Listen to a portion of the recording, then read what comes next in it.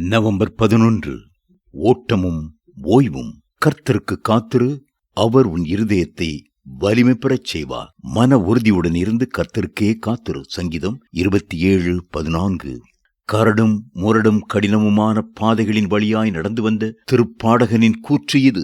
மனத்தொய்வு என்பதே கடவுளின் பிள்ளைகளுக்கு எதிராய் பிசாசு பயன்படுத்தும் சக்தி வாய்ந்த ஆயுதம். சோர்வு உண்டாக்கும் அம்புகளால் ஒருபோதும் தாக்கப்படாத பரிசுத்தவான் எவரும் இல்லை. கலக்கத்தையும் கவலையையும் மேற்கொள்ள ஒரே வழி கர்த்தருக்கு காத்திருத்தலே. கடவுள் ஒருவரே சர்வ வல்லவர். நம் எல்லாருக்கும் பலமின்மை உண்டு. கடவுளுக்கு முன்பாகவும் மனிதருக்கு முன்பாகவும் நாம் தாழ்மையுடன் நடந்து கொள்ளும்படி அவர் இயலாமைகளினாலும் வரம்புகளினாலும் நம்மை ஆசீர்வதித்திருக்கிறார்.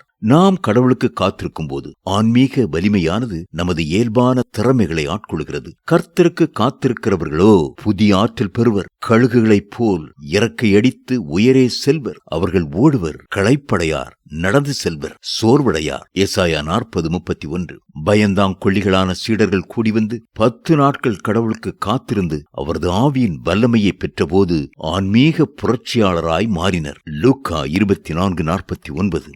இருள் சூழ்ந்த வேளையில் வெற்றி அனுபவிக்க வேண்டுமானால் நம்பிக்கையுடனும் நிச்சயத்துடனும் கர்த்தருக்கு காத்திருப்பது ஒன்றே வழி. நமது கைகள் இரும்பு சங்கிலிகளால் கட்டப்பட்டிருக்கலாம், நமது இதயங்களோ மேலெழுந்து செல்ல இறக்கைகள் கொடுக்கப்படும். அதுதான் பிலிப்பு நகர் சிறைச்சாலையில் அடைக்கப்பட்டிருந்த பவுலும் சீலாவும் பெற்ற அனுபவம்.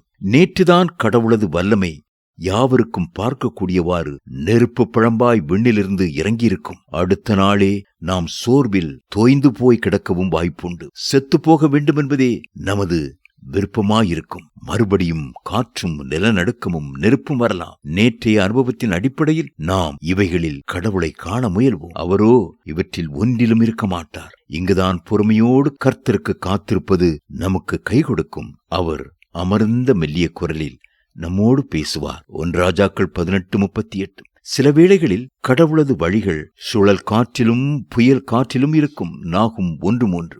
மற்ற வேளைகளில் அவர் அமர்ந்த தண்ணீர்கள் வழியாய் நம்மை கொண்டு செல்வார். சங்கீதம் 23:2. கடவுளை பொறுத்தவரை இப்படித்தான் என்று ஒரே வகை கிடையாது. வழக்கமாகவே அவருக்கு காத்திருப்பவர்கள் மட்டுமே அவரை கண்டுகொள்வர்.